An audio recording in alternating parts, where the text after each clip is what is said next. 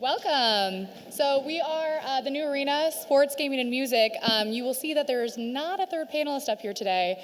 If you've ever heard of the Dodgers, they are currently in the playoffs. Fun fact, probably not the best time to be at a conference when your team is actively playing at home. So we will do our best to make up for Jesse not being here, and we will kind of root for the Dodgers if you're so inclined. Yankees. Yeah, I'm wearing my Giants World Series ring, so that's not what we're doing. But we have a great panelist here today still, and I will let our individuals introduce themselves now.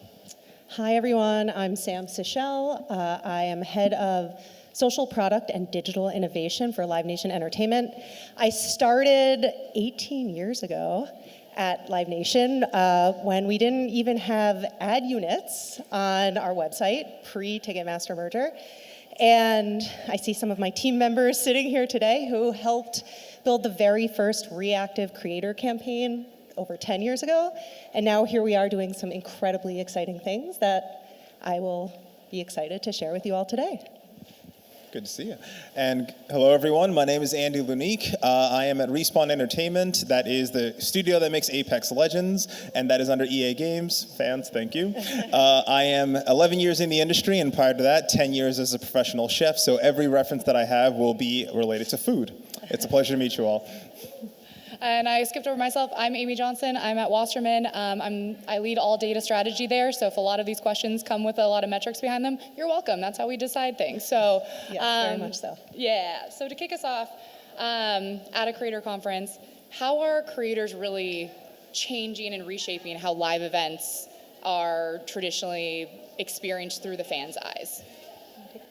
Yeah. So the way creators are changing live events. When you think about what's happening in games, most folks who have been in their homes, their third place was always online in Discord. Everything was recorded, everything was kind of siloed. We've noticed that creators in time have started to want to get together in person, build communities, and have their communities branch out and build additional. They want to see each other, they want to play D&D, they want to branch out. That has been a fantastic resurgence since COVID, but it's also been the case of why creators have started to move away from just focusing on games and starting to broaden their horizons.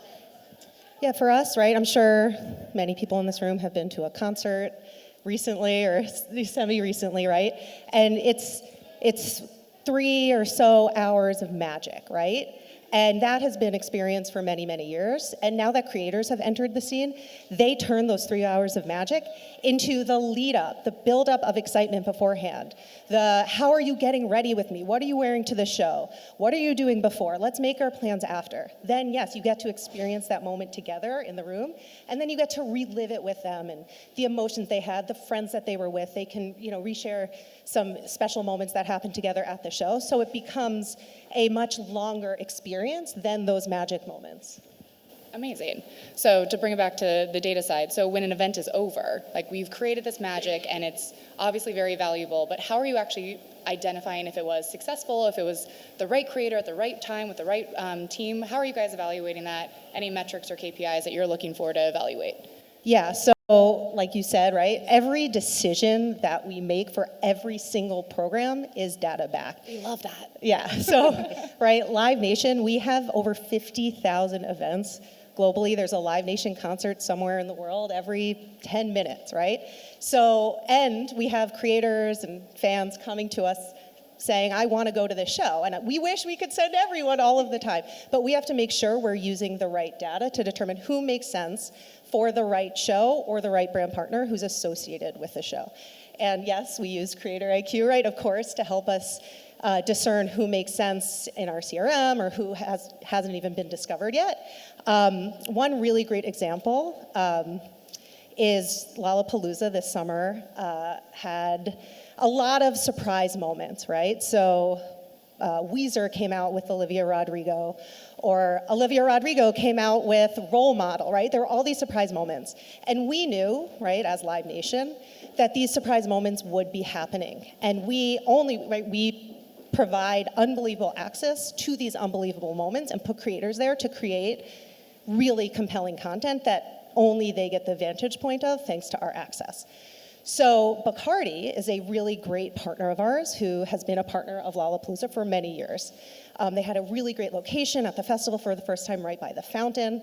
And we knew they, for those of you not familiar with their brand attributes, they had a live DJ in their activation area, and it was a real party and dancing. So we made sure to pair them with live music fans who really loved dancing and a fun vibe, who truly loved the Bacardi product, who truly loved the artists that we knew were surprise guesting at the festival. And we paired everything together. They had a Bacardi drink in hand when Weezer came out as the surprise guest for Olivia Rodrigo. And we just knew, right, you're setting up all of these criteria, so when this mega moment happens, you just get millions of views. And we tracked, and we had, I think, 113 pieces of content. I'm looking at my team to see. And every single one of these pieces of content went viral. They all achieved 100,000 views within 24 hours. And right, our KPIs, that was way beyond what we anticipated or what our KPIs were. But right, we were tracking, okay, are these the right people? And when everything is done right, and you use the right data to support that they make sense for the brand, that they make sense for, whatever you're associating them with, that's when the magic really happens. Oh yeah, that's beautiful. Well said. That sounds fantastic. Yeah. So in the world of gaming, and anyone who's familiar with these metrics, this will sound familiar to you. We look at our views, we look at our engagements, all that typical stuff. But now with my team, what we started to focus on is watching what creators do from the moment of launch, whether it be a brand new game like Battlefield, which released last week, hundreds of thousands of new players, millions of new players, thousands of new creators. What they do from day one to what they do to year 5 is how far we're tracking. Right now, I can go back to every single Apex Legends player from their first day to what they're doing right now. Games that they've played, games that they've moved away from, whether or not they're successful, or if they've grown because of other franchises. Through our program, it's important to understand where creators are finding success and where they're starting to earn new audiences. Every single time we understand what that new rotation looks like, we have a better understanding about who we're speaking to. And then from there, which you've probably heard before, you understand your audience geodata, and you can start to see what critical objectives you can complete with those individuals.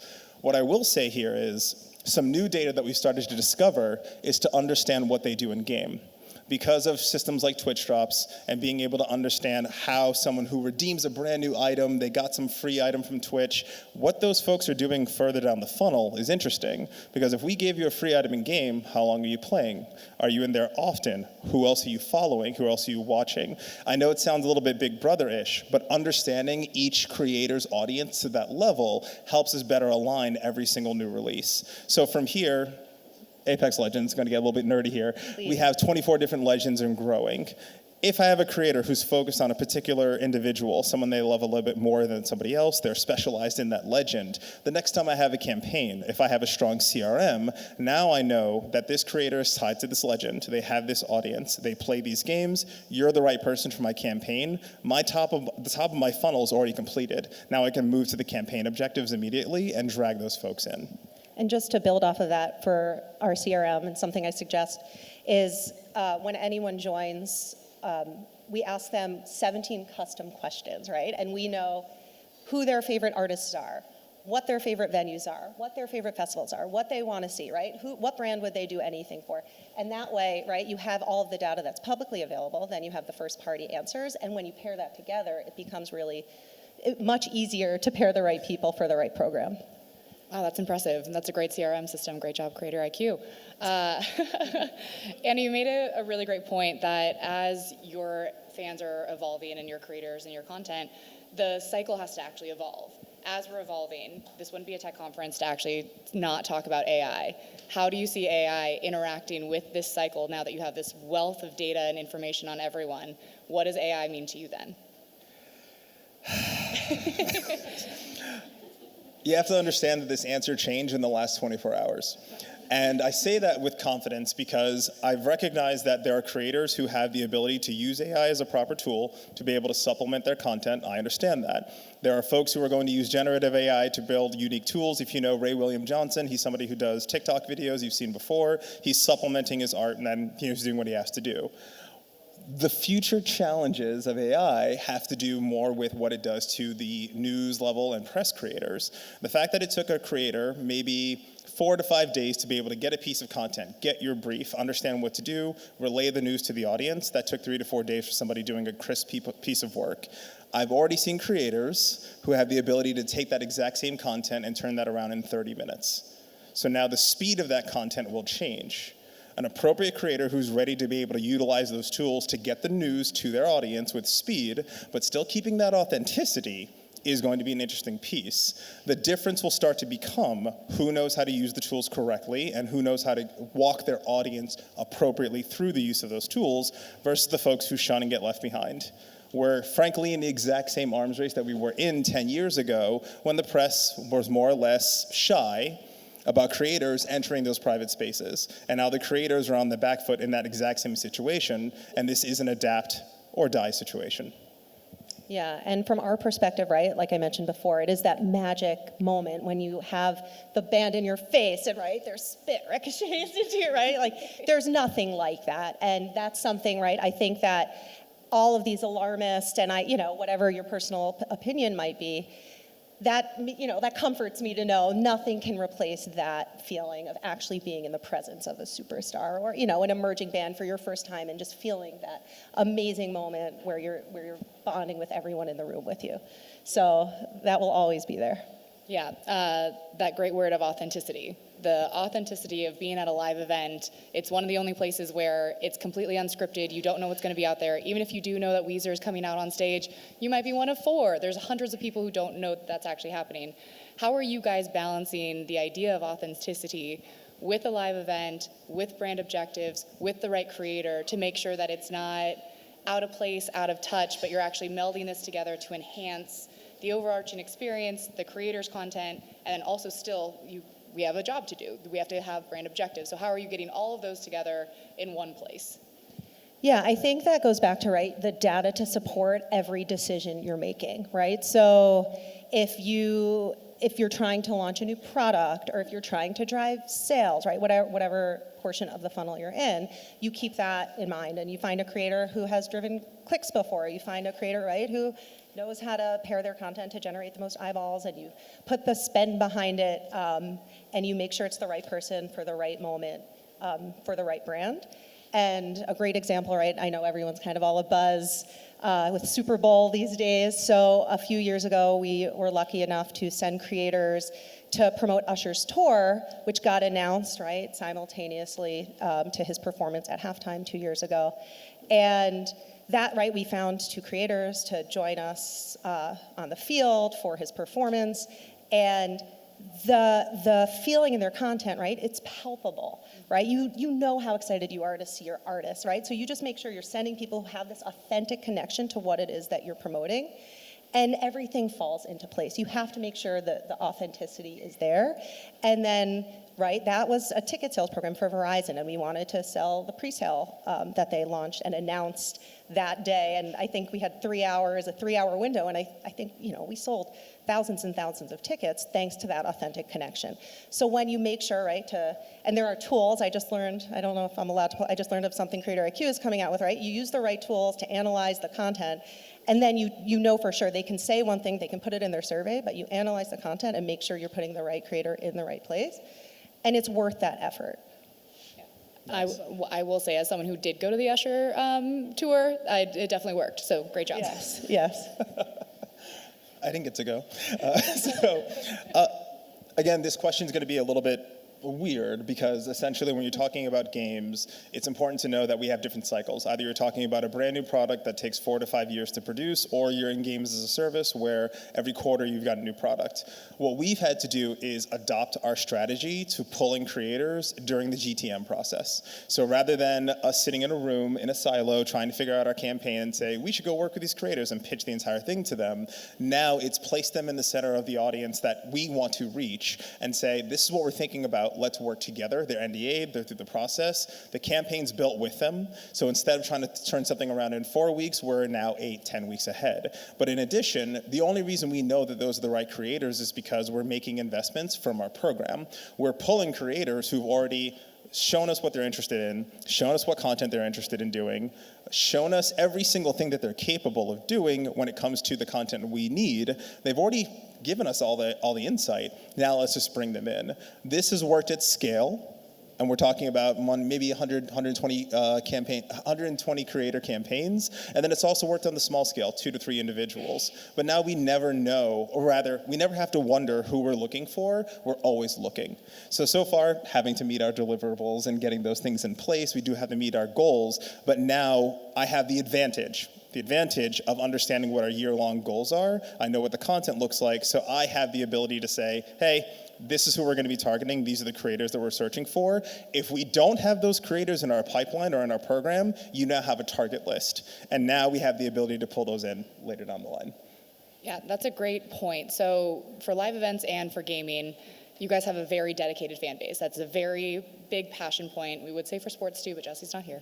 But as you're looking at the right creator and effectively doing creator partnerships, how do you decide if you're either looking for someone to expand your current audience versus deepen the fandom that you currently have? So really go deep on someone who's a huge gamer or into music versus, hey, this person doesn't look exactly like they should love gaming, but they just wrote a cookbook, and cooking is now something that we're all about as a side creator to gaming. So like, how do you guys evaluate when to use those different types of creators? It's a very kind plug, by the way. Doing my best, doing my best. Yes, I wrote a cookbook. Don't worry about that right now.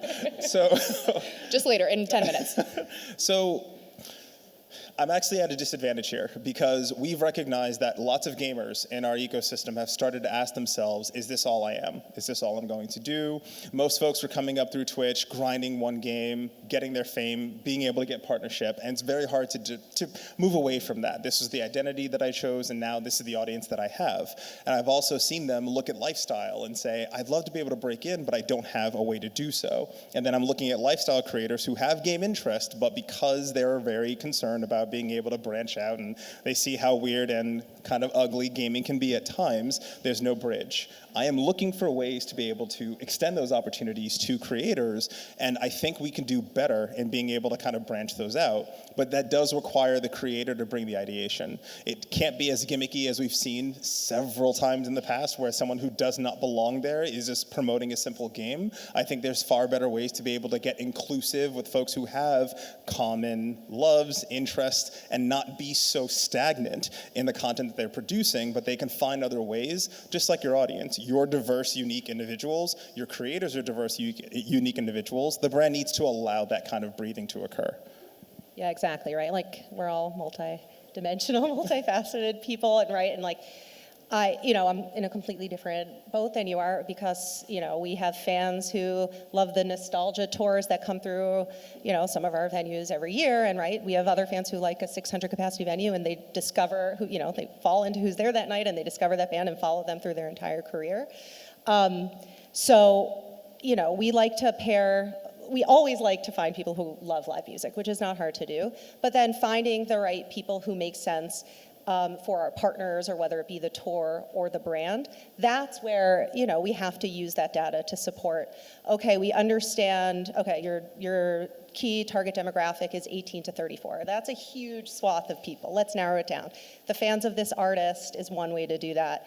You're trying to get, the moms who like, a certain category, or whatever it might be, and you have to use all of the levers that you have. So, okay, you can use the third-party purchasing data from Axiom, and you can pull in all of these resources to understand and prove out that this target audience, the followers of this creator, make sense for this program. But really, ultimately, you want to make sure that it's that authentic fandom for that moment, while you have all of this other data to support it. Yeah, it's almost like you're allowing more gateways into loving the thing that you're working on, the thing that you love. There's just now more entry points, more approachable, if you will, with all these creator avenues. That's why the data is so important, though. Those lookalike audiences, we depend on those because it's not just who else you're watching, but we have gaps constantly, every single day.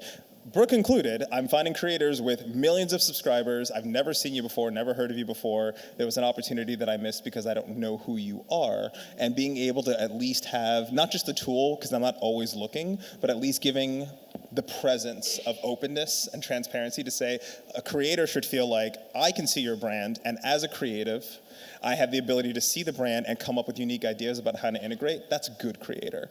And I feel like as long as the brand positions themselves to be approachable, that's probably the other set of work that we have to do. I like what you were saying before about allowing them in on some of the knowledge about your brand or your product beforehand, and then that allows them the capacity and the time and bandwidth to create, and to really conceptualize before they're in the moment. And that's really important to do. We did a great job of evaluating where we're at currently today. We talked a little bit about AI and a little bit of the scariness that's coming, but where do you see this all moving forward to, or where would you like it to go? So I know this is a hot topic today at this conference, but the industry is shifting, right, to lower funnel, and especially with AI and chatbots, right, and search, and you can get the information in a much different way, and it's the speed that this is happening is mind blowing. Creators are the answer, and I truly believe this, to how we're going to shift that lower funnel process. And there are really exciting things that you can do. And it takes a lot of technology, and we're learning this day by day at this moment. But you can take a post and follow that link through and drive real purchases. And I think the majority of search is going to transition into this space that we're all in. And it's just, some people might say the creator economy has plateaued. I think we're, about to just increase at this amazing speed thanks to performance marketing. This is coming from my experience with Discord. I worked there as one of the early founders of that company. Jesus. Sorry, I just realized how old it is now. But when I got the chance to see how third places returned to Discord, the communities that didn't want giant audiences, didn't want big channels, they just wanted their piece of the pie and they wanted to enjoy it. I think I'm of two minds to say that the macro creator will continue to rise. You'll still see shoppable videos, you'll still see micros grow and get their areas, but it does feel like there's individuals who say, I don't want that piece. I want to be able to have my community, I want to have this area, I want to feel safe in this particular zone, and then have our entertainment, our fun.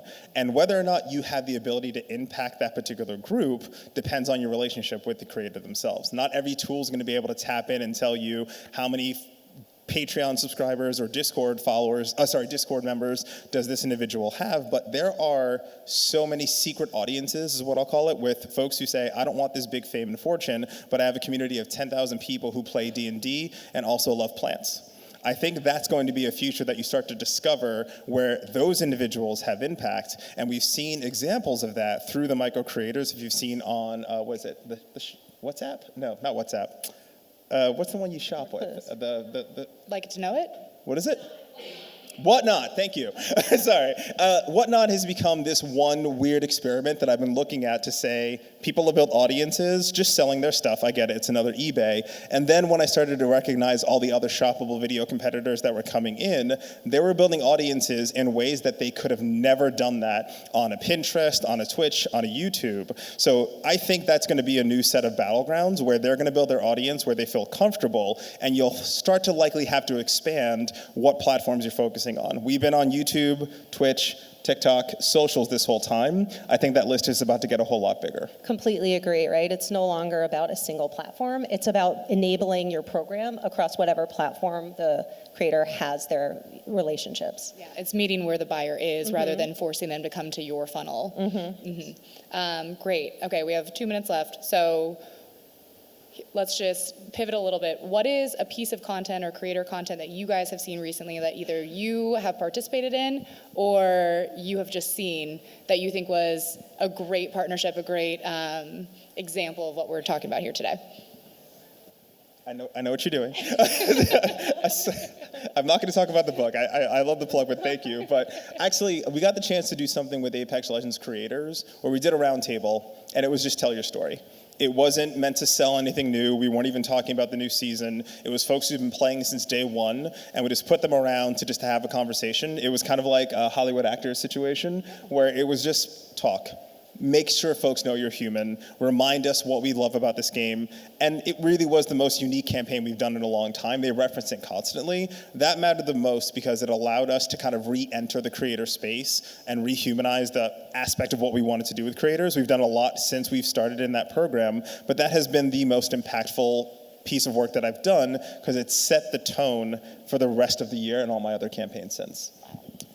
I think similarly, back to that performance marketing topic, we are doing a lot of testing, right? And so it is very important to fall back on brand safety and licensing requirements, but it also is equally important to allow creators to create the way that best connects them to their audiences that they've built for a reason.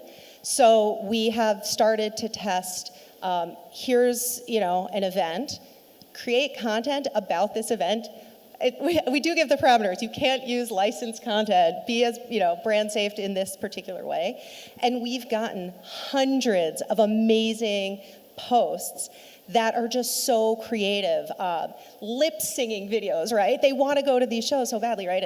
It's they can't play the music, but they can lip sync off key the wrong words, right? So creators are just finding really creative ways to get the content out there to promote, and it's with very little direction from our part.